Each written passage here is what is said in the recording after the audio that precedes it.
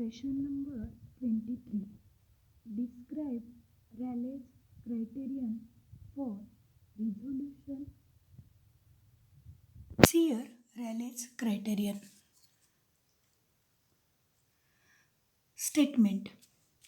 According to this criterion, two objects are just resolved when the first minimum of the diffraction pattern of one source coincides with the central maximum of the diffraction pattern of the other source and vice versa.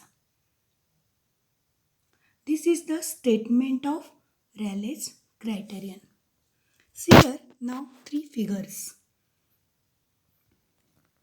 First one is unresolved. Figure A is unresolved, B just resolved, and C is well resolved.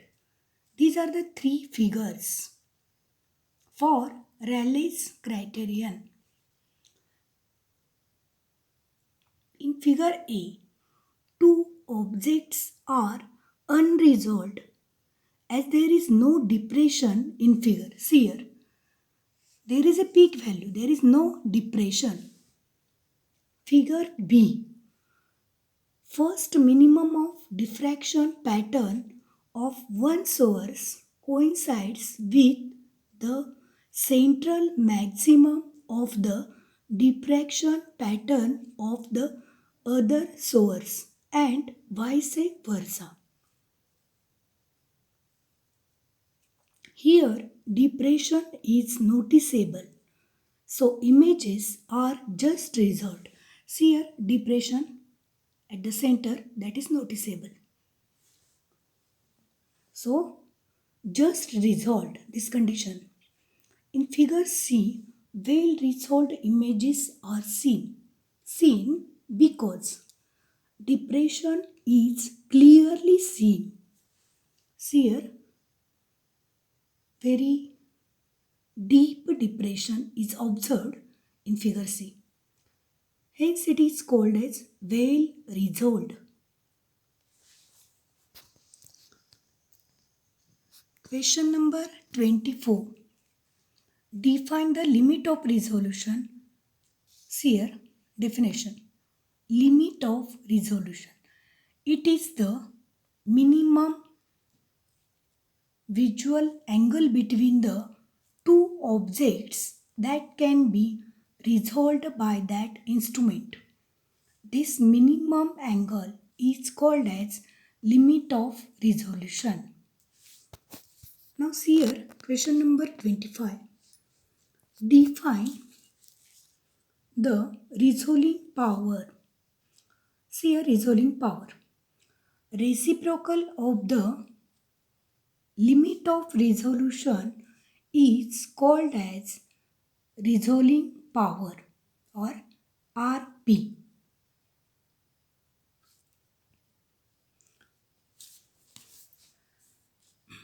Now see here, question number 26.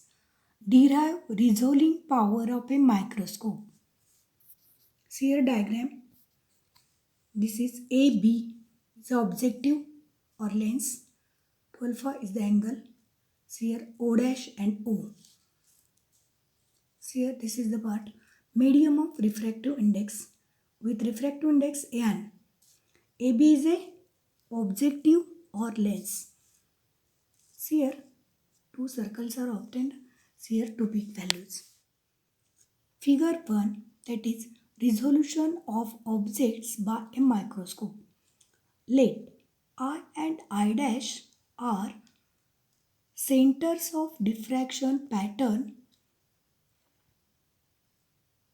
in bracket airy discs and rings bracket complete due to O and O dash on the screen. That is I and I dash is diffraction pattern of O, O dash and O as shown in figure. According to Rayleigh's criterion, first dark ring due to O dash should coincide with I. Also, O should be coincide with I dash.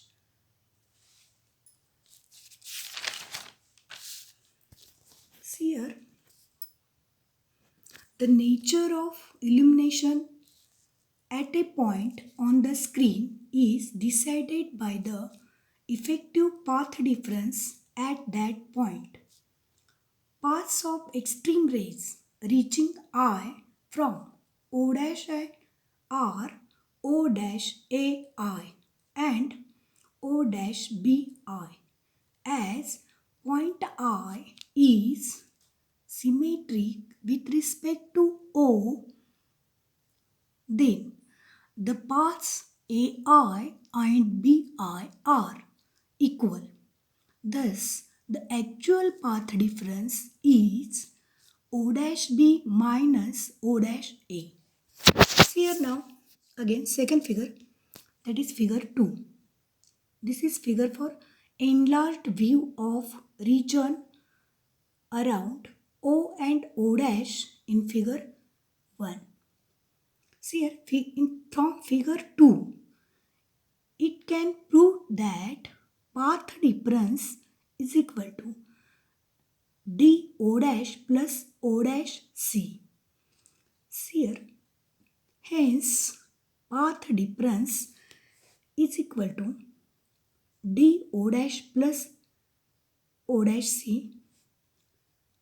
Hence path difference is equal to 2a sine alpha. Equation 1. Now condition 1. Microscopes with a pair of non-luminous luminous objects. In common microscopy, self-luminous objects are not observed. See here, self-luminous objects are not observed. Non-luminous objects are illuminated by some external source, but this illumination is not normal, but it is oblique. See here, that is non-luminous objects are only used in our experiments. See here, that is the conclusion. See here, the objects viewed through a microscope is considered to be point objects producing airy rings in their diffraction patterns. Often eyepiece is filled with some transparent material. See here, eyepiece is filled with some transparent material. Let wavelength of light in this material is lambda n is equal to lambda divided by n, where lambda is equal to wavelength of light in air and n is equal to refractive index of the medium. Therefore, path difference at the first dark ring is lambda n. Thus, from equation 1, 2a sine alpha is equal to lambda n is equal to lambda by n. A is equal to lambda upon 2n sine alpha is equal to lambda upon 2 into bracket capital N dot capital A, equation 2, where the factor n sine alpha is called as numerical aperture. That is, short form is in bracket capital N dot capital A. Therefore, resolving power is equal to capital R is equal to 1 upon small a is equal to 2 into bracket capital N dot capital A. That is Na divided by lambda, equation 3. Now see here second condition. Microscope with self-luminous point objects. Applying Abbe's theory of airy disks and rings. to Fraunhofer's diffraction due to a pair of self-luminous point objects. Then the path difference between the extreme rays at the first darkening is 1.22 lambda. Thus, for requirement of just resolution is 2a dot sine alpha is equal to 1.22 into lambda n.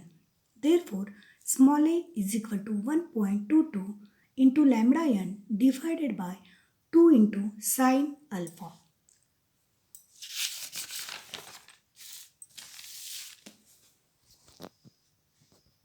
See here, a is equal to 1.22 lambda divided by 2n into sine alpha is equal to 0.61 lambda divided by n into sine alpha is equal to 0.61 lambda divided by n dot a, that is numerical aperture equation number 4.